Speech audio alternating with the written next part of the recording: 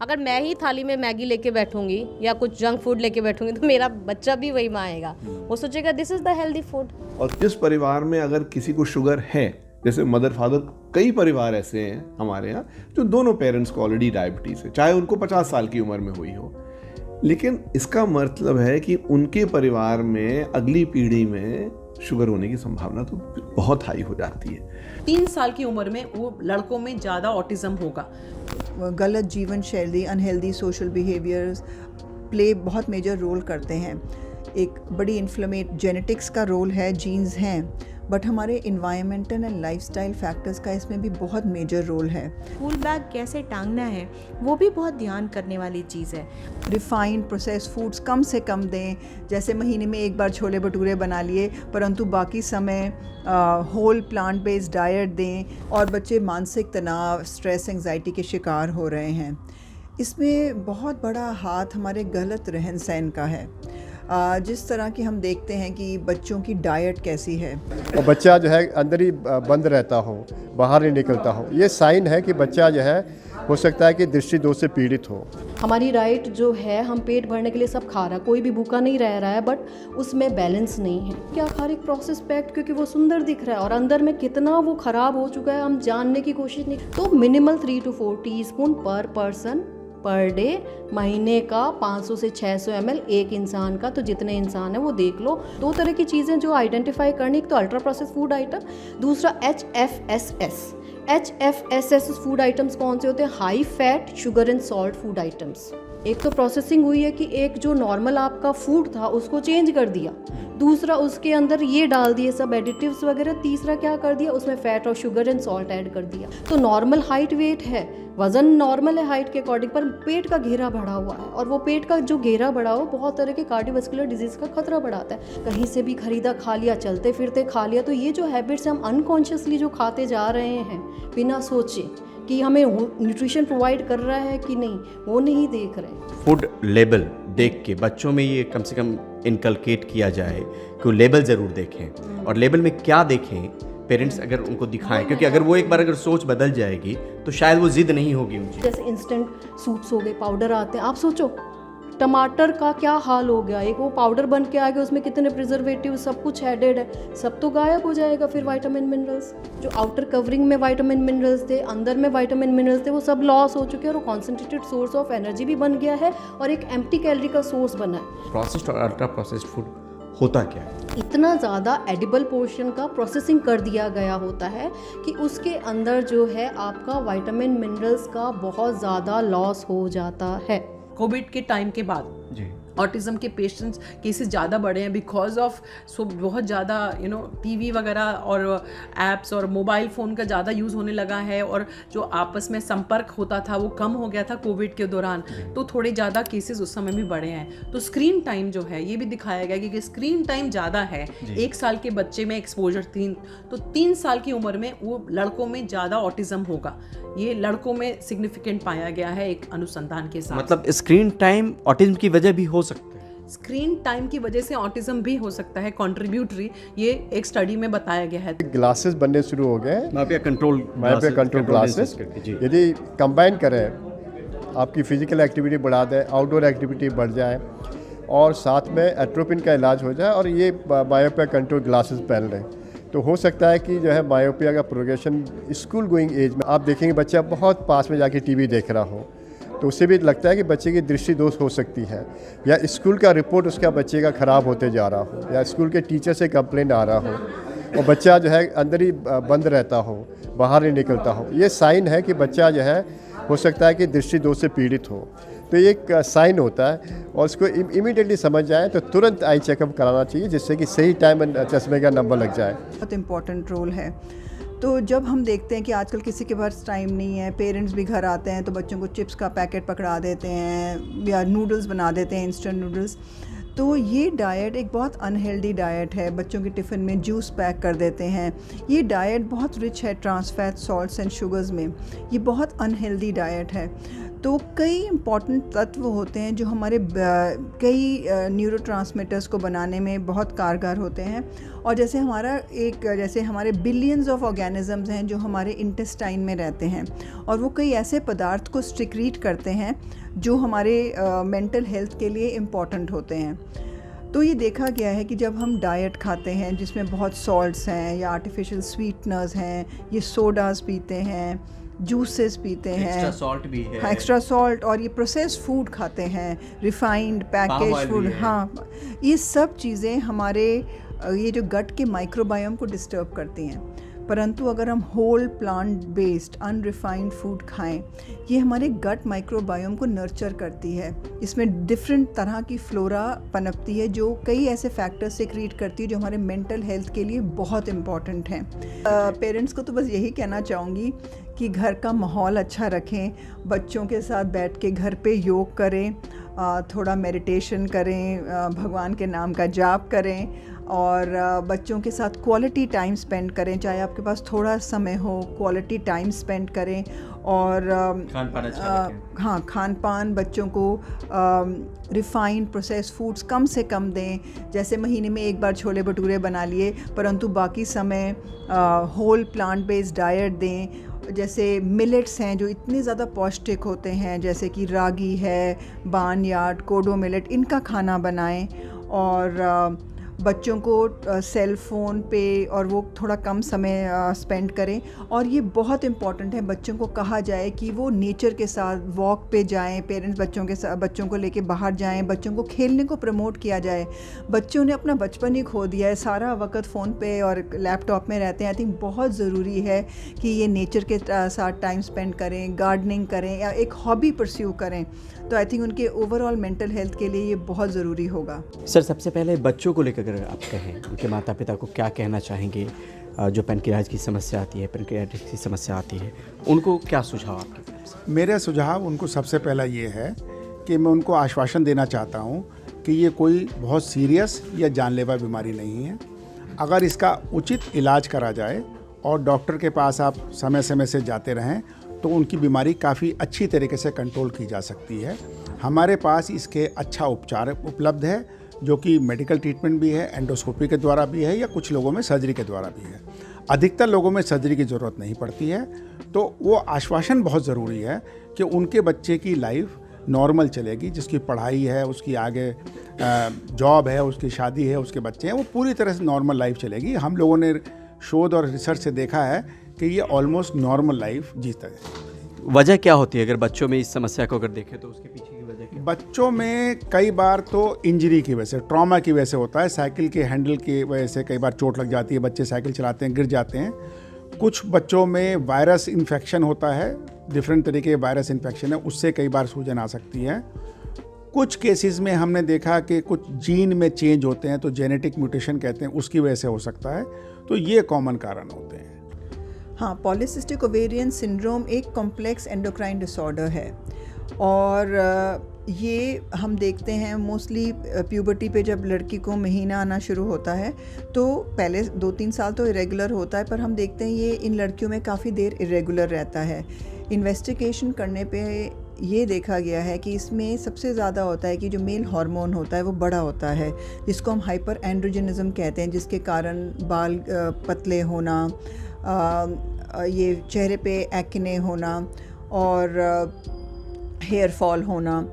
In addition to that ovulatory ये होता है डिसफंक्शन, जिसके कारण हम देखते हैं कि कभी कभी जैसे हर महीने जो मेंस्ट्रुअल साइकिल होती है वो इरेगुलर होती है, और अल्ट्रासाउंड पे देखा जाता है कि उनमें एक सिस्टिक ओवेरियन सिस्ट होते हैं, सिस्टिक मॉर्फोलॉजी होती है, जिसके कारण हम देखते हैं मेंस्ट्रुअल इरेगुलरिटी होती है, इनमें इनफर्टिलिटी हो सकती है।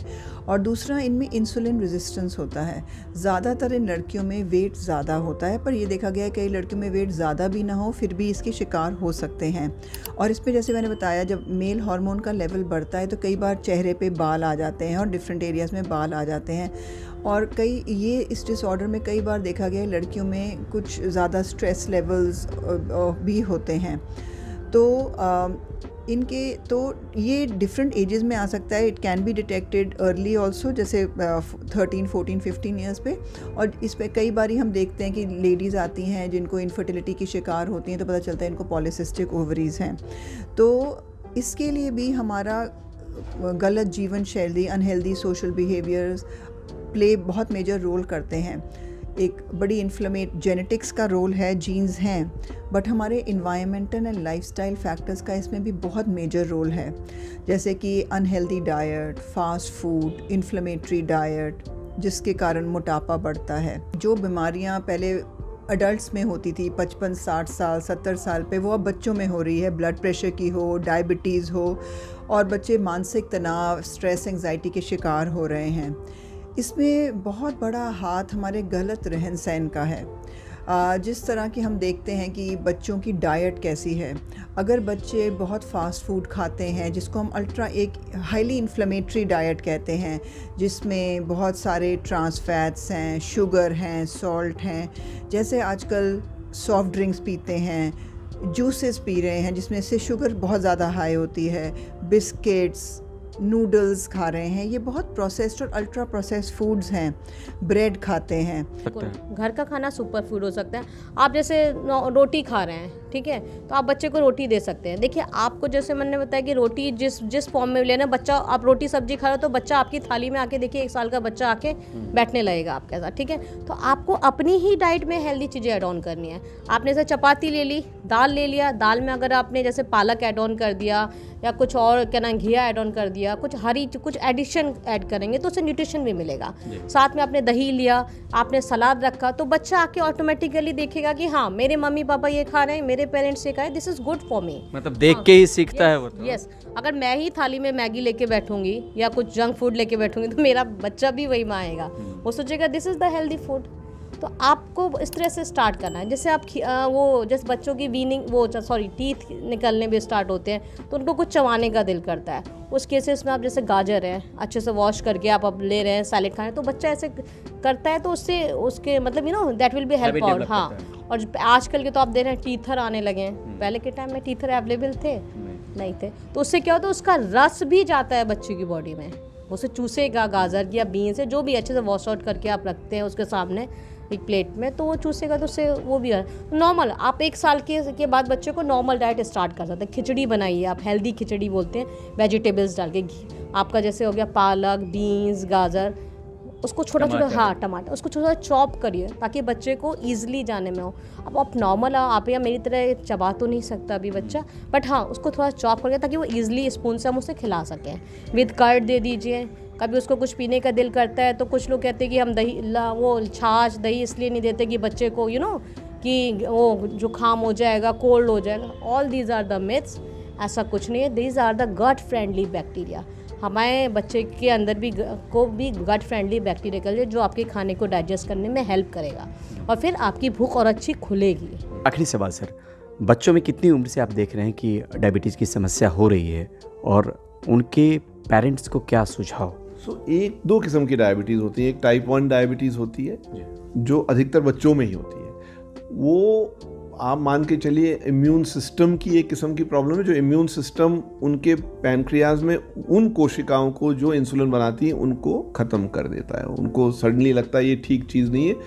उसके लिए अभी भी जीवन शैली के ज़रिए प्रिवेंट करने का कोई हमारे पास अभी उपाय नहीं है, कोई विकल्प नहीं है.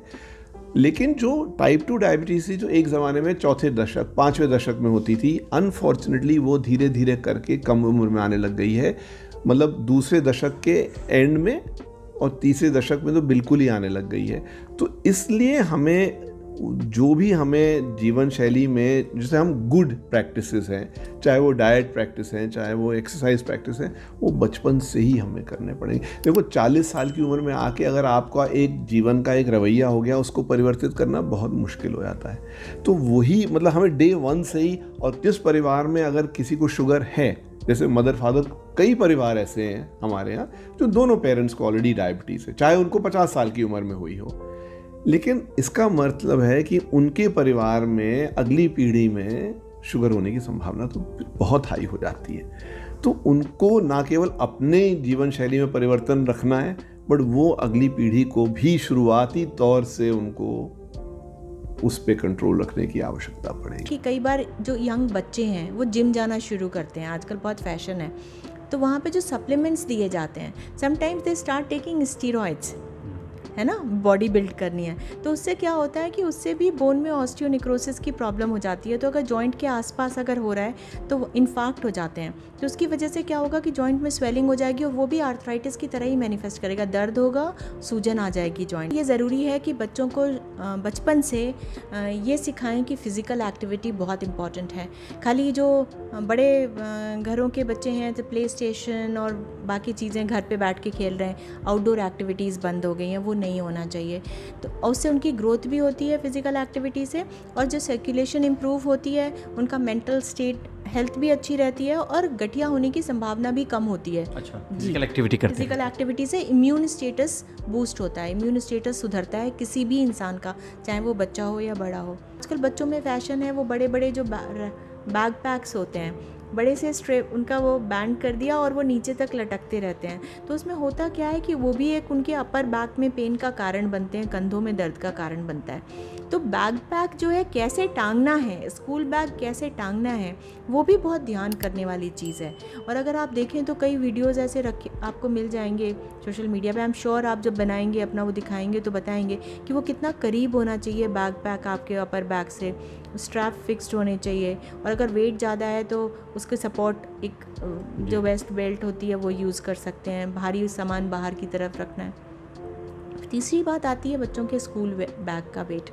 हमने जो स्टडी की थी उसमें वो भी एक बहुत बड़ा फैक्टर पाया गया था बच्चों में मसल स्ट्रेन का और जॉइंट में पेन का।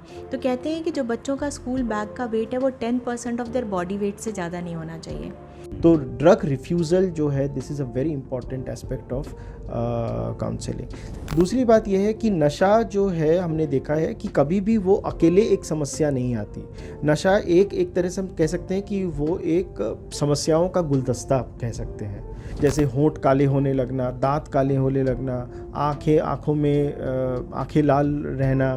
फैमिली एक फैक्टर है जो कि नशे से बचा भी सकता है, और फैमिली एक फैक्टर है जो रिस्क में भी डालता है। इसलिए बच्चों में नशे का एक बार भी सेवन करना, उसको भी उनके अभिभावकों को थोड़ा सा गंभीरता से लेनी चाहिए। या स्कूल में एब्सेंट ज़्यादा होना, बिना बताए चले आना, अचानक से बच्चों के जो दोस्त हैं, यहाँ पे क्या हम रख के ट्रीटमेंट करते हैं जब ज़रूरत पड़ती है, या इलाज चलता रहता है, वो आते जाते रहते हैं, इस तरह की चीज़ें? बच्चों में इलाज ज़्यादा सफल रहता है, ज़्यादा कारगर रहता है। जहाँ तक बात समय की है, यंग एज में अनप्रोटेक्टेड सेक्सुअल एक्टिविटी में सम्मिलित होना, सुइसाइड एंड होमिसाइड, इन चीज़ों में, जैसे मज़े में आके कभी छोटी बीड़ी पी ली या सिगरेट पी लिया, या थोड़ा बहुत एक ढक्कन अल्कोहल का ले लिया। पेरेंट्स को क्या अलर्ट मिले या क्या रेड सिग्नल मिले तो समझिए कि बच्चा कहीं ना कहीं कुछ गलत आदत में है, नशे की आदत में है? किन बातों का ख्याल रखना चाहिए? सबसे पहले तो बच्चों में नशे को लेके जो है, इसमें परिवार के सदस्य, स्पेशली पेरेंट्स का एक बहुत बड़ा भूमिका है। पेरेंट्स जो हैं वो बच्चों पे अगर बाकायदा निगरानी रखे, जिसको मॉनिटरिंग एंड सुपरविज़न बोलते हैं, कि बच्चे कहाँ जा रहे हैं, स्कूल से कहाँ जा रहे हैं, किन दोस्तों के साथ वो घूम रहा है या किन बच्चों के साथ वो खेल रहा है, स्कूल के उसके दोस्त कौन है, वो ये सब उन पे नज़र रखना, ये पेरेंट्स का एक बहुत बड़ी जिम्मेदारी है। साथ में पेरेंट्स का इन्वॉल्वमेंट होना, ये एक बहुत बड़ा फैक्टर है। आज जो देखा गया कि जो पेरेंट्स इन्वॉल्व रहते हैं, कि बच्चों से आके बात करते हैं शाम को कि क्या हुआ क्या नहीं हुआ पूरे दिन भर में, ये भी एक बहुत बड़ा प्रोटेक्टिव फैक्टर रहता है। और साथ में एक रूटीन बनाना, एक डिसिप्लिन बनाना, तो ये कुछ चीज़ें हैं जो पेरेंट्स कर सकते हैं। साथ में बच्चों पे सबसे ज़्यादा नशे का जो असर होता है वो होता है कि अगर पेरेंट्स में भी नशे की कोई आदत हो, है ना, तो उस पे बच्चों पे बहुत ज़्यादा असर पड़ता है।